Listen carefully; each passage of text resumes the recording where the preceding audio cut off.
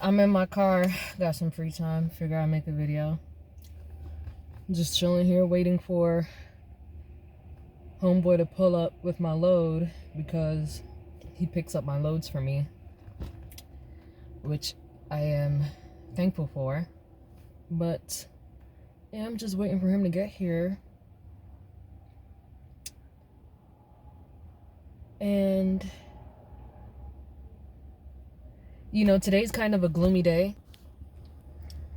The yard that I'm in is not really aesthetically pleasing, but you see these clouds, it's kind of sad, you know, just gloomy. Sad day in Buffalo, New York. It's not a, looks like a sad day in Buffalo, New York. I'm trying to block this out. I don't want y'all to see how my car is old. My car is old and it's got its quirks. This is a '01 BMW E46. Sorry, 325xi, which I wanted this car since I was like 19 years old. And I don't know what it is about me, but I love old cars. I've got this and I've got a 1997 Volvo 960. And before that, I had a 2001 Dodge Stratus, and my first car was like a 1980 something Jeep Cherokee. So I never have bought a car new or anything of that sort. So I'll be sticking to my old cars, but I've wanted a BMW for a long time. It runs in my family. My uncle has an E46. He has the coupe. My dad has the E46 coupe, and my other uncle, who's a cop in Jamaica, has the E46 coupe as well, and they all have it in the same blue color, which is so funny to me. So I'm the only one with the black sedan. But anyways, so yeah, it's fun. I've just been manifesting greatness in my life by tuning my thoughts to positive things.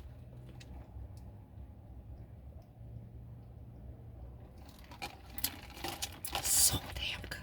Strawberry lemonade popping. Oh my god, I love lemonade. I'm drinking lemonade and coffee. And you know, I also gotta have my on standby. Which is why I always gotta use the bathroom every exit, damn near, when I'm in the truck. But but listen, I gotta stay hydrated. And you know, I also make sure I have my food stuff. So I stopped by store, picked up some salad and like a bowl for me to warm up later.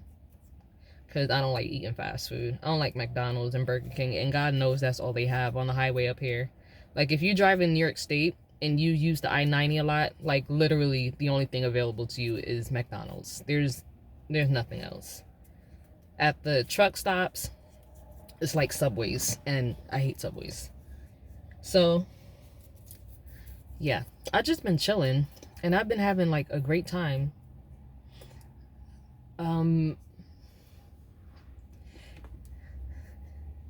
Healing myself.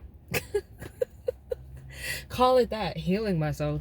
I've been really taking the time to just be. And I posted something on my Instagram yesterday saying that it's more important to be than to do, and it's so true. Because you're already in the flow of life, you know, and the sooner that you can surrender to that and just let that be, is the better off you'll be in the long run. You know, because trying to force things to work, or trying to force your dreams to come true, or trying to force relationships to work, or whatever it is that you're trying to force in your life or trying to control in your life, it's taking something out of you, because you're literally working against the tide. You're working against the flow, the current of life, you know, and you have to be in harmony with it. You really don't want to be fighting your whole entire life. You really don't want to be struggling your whole entire life. And struggling is not just pertaining to poverty and finances and I don't know, feeling victimized in relationships. Struggle is pertaining to yourself. Like, do you struggle to just be yourself? Do you struggle to have enough faith in God and the universe to actually allow things to happen for you, because if you do, you're getting in the way of your own happiness. And at the end of the day, you want to make this as easy as possible, because life is already tedious as is. There's bound to be heartbreaks and betrayal, and you have to be in harmony with yourself and with God and the universe to allow that, and not allowing in the sense of becoming a victim of it, but allowing it to happen so that you can better see yourself and who you are in the midst of it. Because oftentimes betrayal and hurt and pain and the abuses we suffer in life is not really about us. It's about them. It's about the people who surround us and what they're going through. And when you don't have the inner harmony and the compassion to understand that, you take it on as your own, and it also it allows you to become bitter. And when you're bitter, you're not open. And you can't receive if you're not open. You can't receive the blessings that's also coming if you're not open. So you kind of have to let God have its way with you. And I know that sounds very uncomfortable for some people, because this is basically the concept of submission. You know, and there's a whole fight against submission nowadays. I mean, I get why, but at the same time, you know, a lot of people are in submission to things, whether they want to address that or not, you know, and it's more important to know what you're in submission to than to feel attacked by the notion of submission. You know, what are you in submission to? If you're in submission to people who are not good people, or people who are bad for you, or people who do not live up to the standards and the desires that you have for yourself and what you want in your life, then yes, then of course you're going to fail. Of course you're going to fail. Of course you're going to stumble. Of course you're going to end up hurt. But if you're in submission to God, and God can't hurt you, God can never hurt you. Even when God is punishing you, because it's not really punishment, but sometimes it feels like it. Even when God is punishing you, it's to bring you up to a higher level of living, to a higher standard of being as a human being. And we're way more resilient than we give ourselves credit for. Okay? Way more resilient than we give ourselves credit for. And if we would just believe in that, and believe that everything that's happening is happening in our best interest anyways, we'd be way more willing to let go. We'd be way more willing to let go. We would be in complete surrender and submission. We would be free. Being in submission to the supernatural or the natural forces is freeing. Even with the battles and the fights that comes with that is freeing, because sometimes, yeah, it's painful, but there's also, for me personally, the few times when I really have had to fight, it was freeing. It was liberating for me to do so. It wasn't like it was, you know, sad that I had to fight. I mean, it was in certain circumstances as far as the relationships involved, like the fact that, you know, it'd have to be my own mother or my own brother that I have to fight with. Like, yeah, that part is sad. But as far as the liberating myself through my fighting for my freedom and my mental health and my emotional peace and my spiritual peace by keeping bad people and the negative stuff they do away from me, that's an honor. That's an honor. And that's warrior class thinking. It's an honor to fight.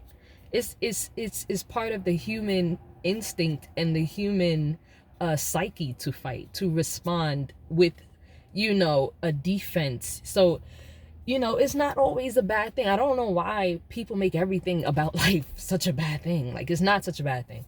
You're resilient. We're resilient. We're much more resilient than we think. And I think the moment that we start really sitting back and reflecting on our lives and all that we've been through and all that we've overcome, and the fact that in some people's eyes we may be imperfect or flawed, you know, yet there are still other people out there who love us and see us for who we are, regardless of the quirks that we have. I think that's more than enough proof that everything is going to be okay and everything is balanced out anyways. We don't have to do the balancing. We just have to keep the balance within ourselves. The balance is always permeating throughout the universe. Otherwise, we wouldn't even be able to exist. You know what I'm saying? If you think about it, we're on this planet and we happen to be close, just close enough to the sun to where it warms us and gives us the light, the energy that we need, yet not too far away from it to be cold, and not too close to it to be burnt out. You know what I'm saying? There's already some equilibrium at play going on here. There's already some gravity at play going on here that keeps things grounded to earth. So there's no need to be also adding our own little stresses and control on top of that just because of our own undealt with insecurities. The only way that you can overcome those human insecurities you may be facing is by turning to God, by turning to the supernatural, by turning to universal law and principle, and being in harmony with who you are, with who you've been through with what you've achieved already, what you've accomplished in great faith, and submitting and surrendering to God and continuing to allow more of that to happen. That's life. You want more life. That's what it is. You know? So hopefully this message finds somebody well. I don't know why I can't speak right now.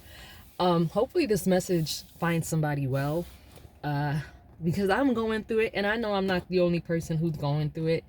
And you know, I struggle a lot with my mental health and with my emotions, so I'm a work in progress, and I like to share the vulnerable side of myself and the realistic side of myself, because that's the only way we can relate.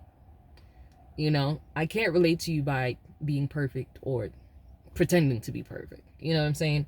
I can only relate through being human, because one thing for sure is that if you're watching this video, you're a human, right? So hopefully that's enough for me to connect and get my point across. On that note, it sounds like this guy is here, so I am going to wrap up and get ready to hit the road. So thank you for watching. Please like my videos if you actually do like my content and what I'm talking about.